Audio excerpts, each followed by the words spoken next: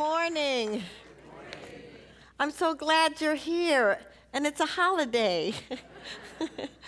So I'm very grateful to be here. I love this community. I adore Edward and his brilliance and his light, and I'm very clear that I got invited here because he trusts me with his family. And so thank you so much.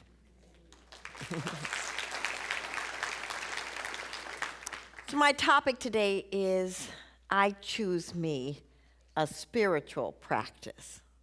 How many of you are great at self-care? 3, okay. Then this is a perfect topic for you. So what we're talking about when we talk about self-care, from my perspective, is really self-love, because that's what leads us to spiritual mastery. And it's not easy because we are enculturated to take care of other people first. That's how we identify ourselves. That's where we think we get valued for our love, by how much we give. You know, there's that statement, it's more blessed to give than receive. Who made that up? Because the thing is that it's backwards what we've been taught. You know, because we've been taught to be guilty if we're not doing all this stuff for people, right? But the thing is that when you take care of yourself first, when you honor yourself first, when you lift up yourself first, you actually raise your vibration, which raises the vibration of every environment, every relationship, and every experience that you have.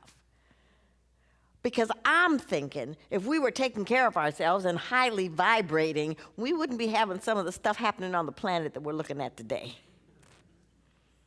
So what I want to say to you is that when you are not taking care of yourself, you are out of integrity with your soul. Integrity, the word comes from the Latin integer, which means to be in oneness and wholeness.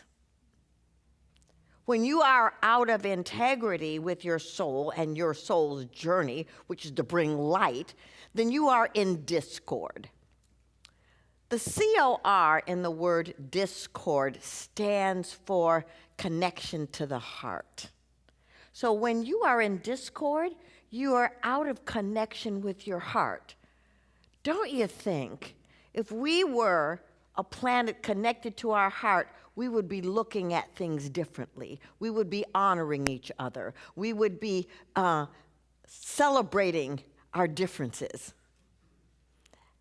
our diversity. So this whole subject of self-care, I mean, I wrote this book for me, and then I get to share it with other people. But it was really about, especially the last 5 years, I've really been looking at this. So I'm about 35 pounds lighter than I was 5 years ago, and I come from a long line of women who have been abused and traumatized, left the planet, overweight, ill, and depressed. So 5 years ago, I'm looking in the mirror and I go, I have become them. And all my spiritual talk, all of my work, all of this stuff that I've done, I'm looking in the mirror at this aging, interesting being. And I'm like, oh no, I gotta do this differently. But you know, patterns run deep, don't they? Old behaviors run deep. You know, me and chips were one at 11 o'clock.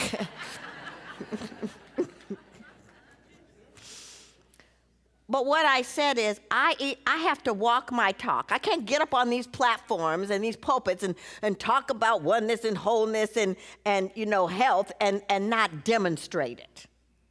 But you know, I love that song he just sang, Listen. Because you know, God is so interesting.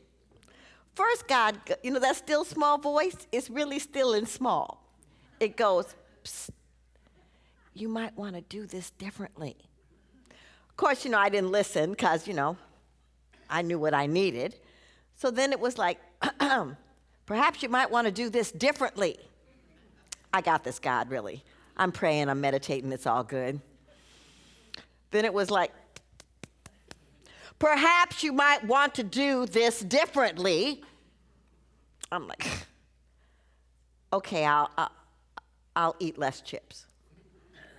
Then it was like, bam, sit down. And that's what it does, you know, it like sits you down. Now, sometimes sit down looks like a depression. Sometimes sit down looks like illness. Sometimes sit down looks like crisis. But it's all because you refused to listen in the first place. Does anybody here know what I'm talking about? Thank you very much. So the thing I want to tell you is that there's three things that I had to learn in this process, because this is what we know. We are original blessings. We are here by divine right action. We are powerful. We are expansive. We are magnificent. We are light. We know this. It's at the core of our being. But practicing it is something different. Practicing it is what takes us to the understanding of love and self-care. So the first thing I had to look at in this whole process with me is why are we here? Why are we here? You know, we're not all here to be Oprah or the Dalai Lama, right? Why are we here? And I believe we are here to bring the best of ourselves, the best of our light and our intelligence and our gifts. And it doesn't matter if it's in a large arena or a small arena, but the only way for you to bring the best of yourself is to stand in the truth of who you are and the power. Now, I am very clear that there's stuff going on the planet. I'm very clear that people who are in the same family are doing this. I'm very clear that there's concern and there's all this stuff that goes on. But all of that concern and worry and gossiping and fighting and all that stuff that we're doing moves us into states of discord. So the question becomes, what are we doing to wake up enough to understand what we are contributing to the discord? It's not just happening out there. If there's only one and there's a wholeness, we're in it. And so I was making my living as an actress. And, you know, it's just so interesting that, you know, you have a plan and God laughs and says, no, you'll be doing something else. And so all of a sudden, I was on a soap opera. I was doing all this stuff, and every door closed. I wasn't spiritually enlightened enough to understand it could have been a course correct. But what I did get was that I had to do something to take care of my children. So I went to work for a corporation, and I got promoted, and I became a trainer in this organization. And I was, you know, it was good. I mean, it wasn't fulfilling my soul, but I was really grateful to have skills and education enough to be able to take care of my kids. And so on a morning, my phone rings and wakes me up. And my friend says, look at the television. I turn on the television, and it's September 11th. And I'm watching planes fly into buildings. And so all of the executives from all over the world were assembled in New York.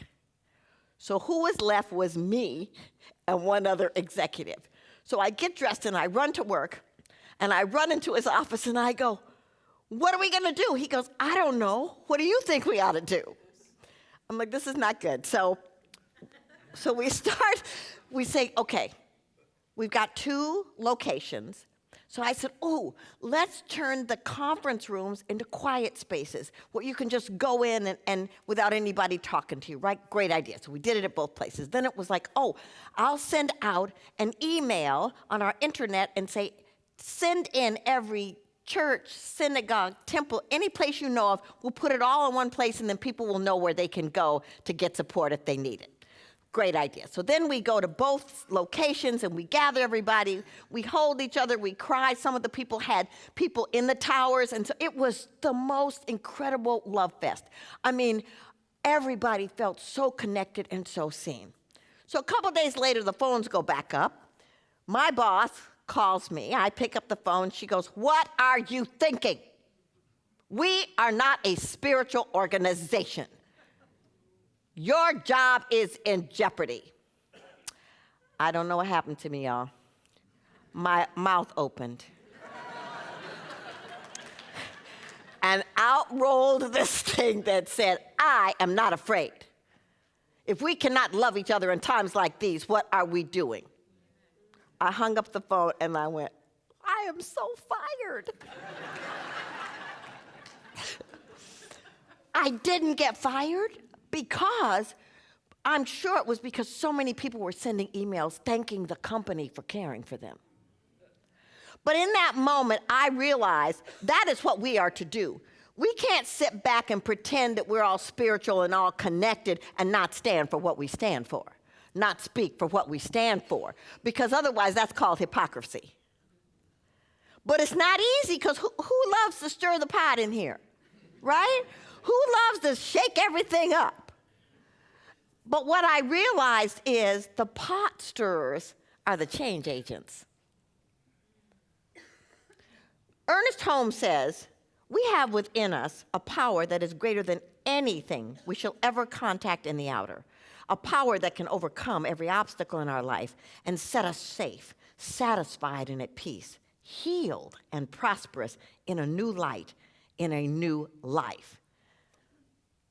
If that's true, y'all, that's what we're here to do, is to remember that, to uncover it, to rediscover it, to bring it to the planet. And it's not easy, but it starts with this. It starts with taking care of yourself and your body temple. Because you are not your history or your herstory.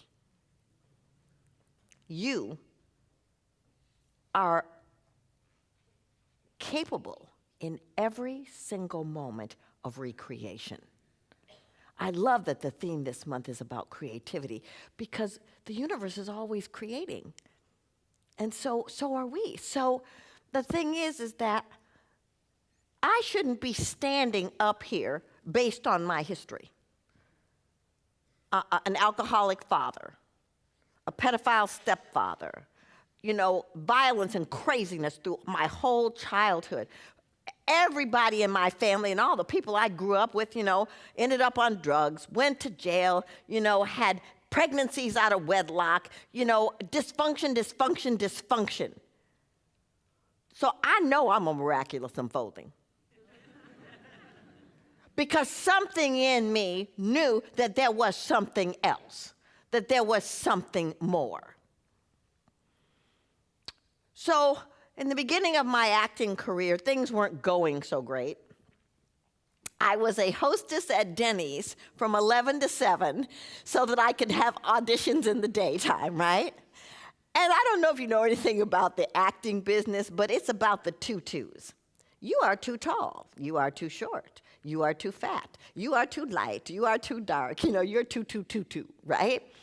And so you start defining yourself as a failure based on the fact that you're not in the right two, right? And so I'm in my bedroom, and I'm depressed, and I'm thinking, why am I here? So I yell at God, listen, why aren't you helping me? If you're real, you better show me something now. And my phone rang. I was a little scared to pick it up. So I pick it up, and this woman that I barely know says to me, how you doing? So I lie. I go, oh, I'm fine. So she's quiet. She goes, are your blinds drawn? I'm like, how does she know that? I go, yeah. She said, yeah, I've been thinking about you a lot for the last few days. Now, I just want you to know, I'm going to interrupt here for a second. When you ask God to help you, it shows up in interesting ways, right? Because this woman, how would she know that? And so she says, your dad was an alcoholic, right? I go, yeah. She goes, mine too. I'm going to this place called Al-Anon. Want to come with me? I have no idea why I said yes. But what it did was it started opening me to a different form of connection to my spirituality, because I grew up in the African Methodist Episcopal Church. Say that 3 times fast. And I kept thinking, why is God so mad, right? So to find a different connection to my spirituality was incredible. And 2 years later, I end up in my first religious science community. And there's a little black man on the stage whose name is Daniel Morgan. His lead practitioner was Michael Beckwith. I stumbled into that community, and he stood up on that stage and he started talking about the fact that we could create the life we want. We were the captain of our ship, and that our history didn't have to define us. And that started me to thinking, ooh, maybe I could do this differently. Maybe I don't have to recreate the patterns in my family. Maybe I don't have to keep being in relationships with crazy people in different bodies.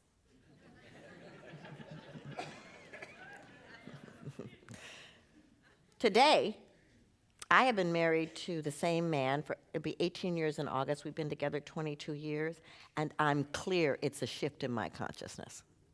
Very clear. And I was scared, and I didn't know what I was doing, but I was like, I can make a move, I can change. Alan Cohen says, scared and sacred are spelled with the same letters. Awfulness proceeds from the same root word as awesome, terrify, and terrific. Every negative experience holds the seeds of transformation. Rumi says, sorrow prepares you for joy. It violently sweeps everything out of your house so that new joy can find space to enter. It shakes the yellow leaves from the bough of your heart so that fresh green leaves can grow in their place. It pulls up the rotten roots so that new roots hidden beneath have room to grow. Whatever sorrow shakes from your heart, far better things will take its place. But the thing is that the shifts that you want to take can't just be here. And it just can't be about meditating and praying, which are important. But you got to take action. You have to change what you're eating. You have to work this body. There are two books. One's called Younger Next Year for Men and Younger Next Year for Women, right? Guy says the same thing. He's in his 70s and he wrote this book with this doctor, and he says, you need to be working your body 6 days a week because natural aging is normal. Decay doesn't have to do that. And so it means really looking at your stuff and your beliefs and choosing to change the way you think, to change the way you speak, and to add that to your spiritual practice that you take deeper. When you are in crisis, you go deeper.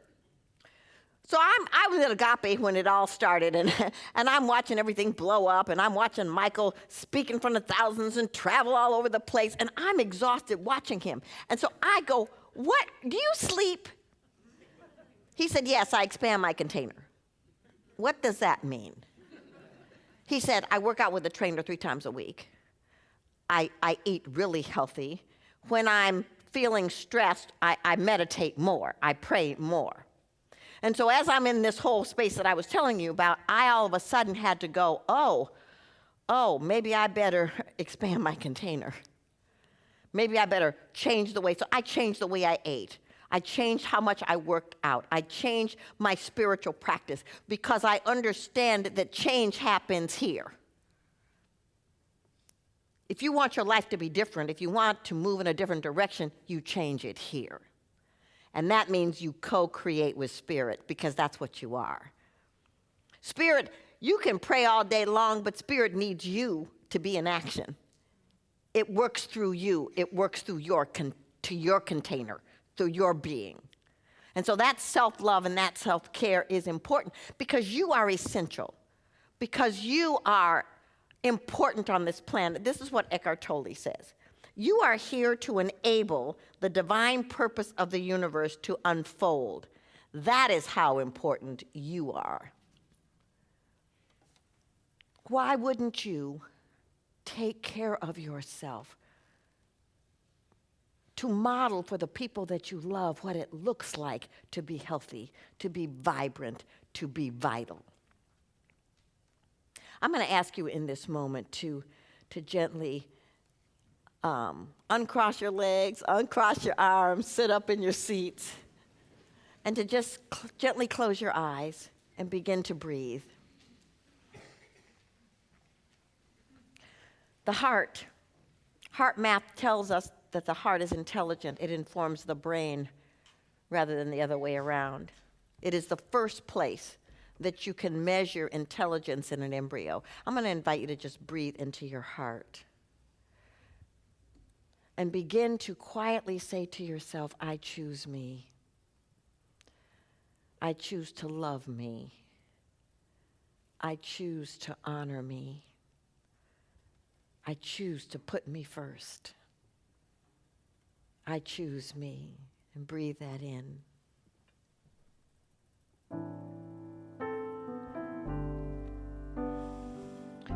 To just really breathe in that there is a universe that loves you deeply, that consistently and constantly conspires for you no matter what experiences you've had. That in the moment that you choose yourself, that you choose to love yourself, that you choose to lift yourself and choose to honor yourself, something powerful happens. Just breathe that in.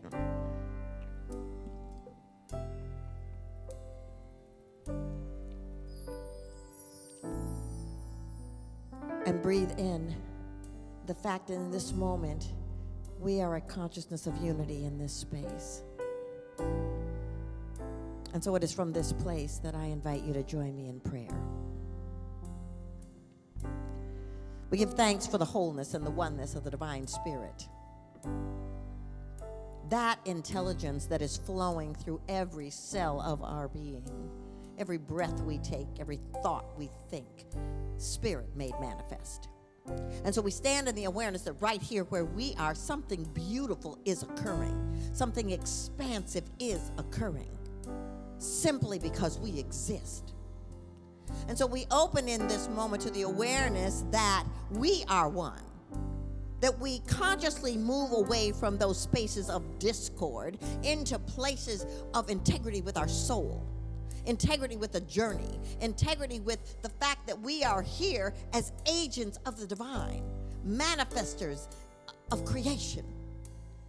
And that any old ways of being, any old doubts, any old fears have no power here because we are who we have been waiting for. And so we just breathe that in. We breathe it in. Breathe it in.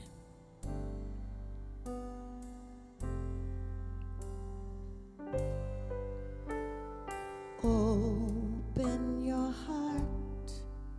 Let the Lord have its own way. Open your heart.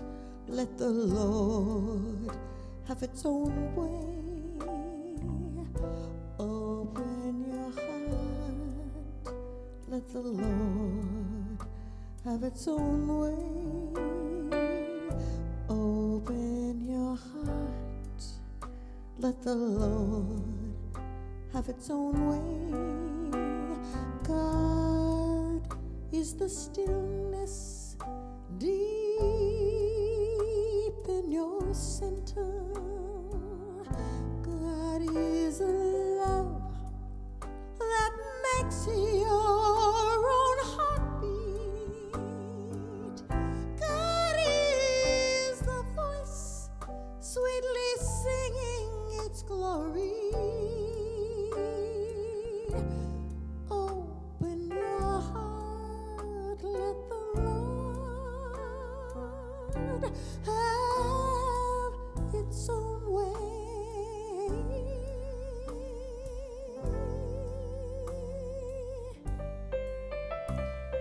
Open your heart, let the Lord have its own way. Open your heart, let the Lord have its own way. Open your heart, let the Lord have its own way. Be in the light. God's will is the way. Let faith be your sight. God's will is the way. We are the light. We are the way. Open your heart. Let the Lord have its own way. And so in this moment, we give thanks for every life experience, everything that brought us to this moment. And in this moment, we decide. We decide to choose love, to choose peace, to choose grace, to choose harmony. We place on the altar of the divine any old ways of being, any fears, any doubts, any concerns, any non-supportive behaviors. Because what we know in this moment, that this is a transformative moment. Light is shifting things moment by moment by moment. And so we open to the infinite possibilities of life that we have been given, and we move into partnership with the divine. Self-care, self-love, self-honoring. And so I'm grateful for it. I'm grateful that I can release this word, knowing that we have come together today as an act of faith and a statement of courage that the answer to our life is yes. Always has been, always, and ever shall be. Be in the light. God's will is the way. Let faith be your sight. God's will is the way. Ooh, we are the light. We are the way. Open your heart. Let the Lord have its own way.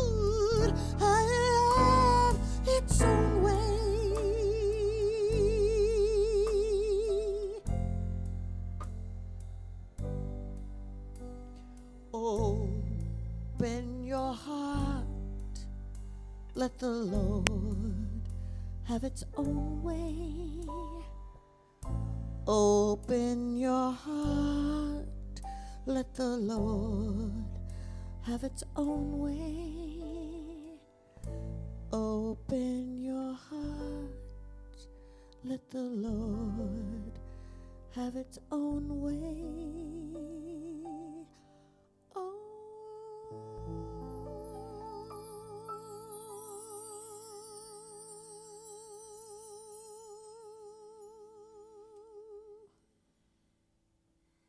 And so it is.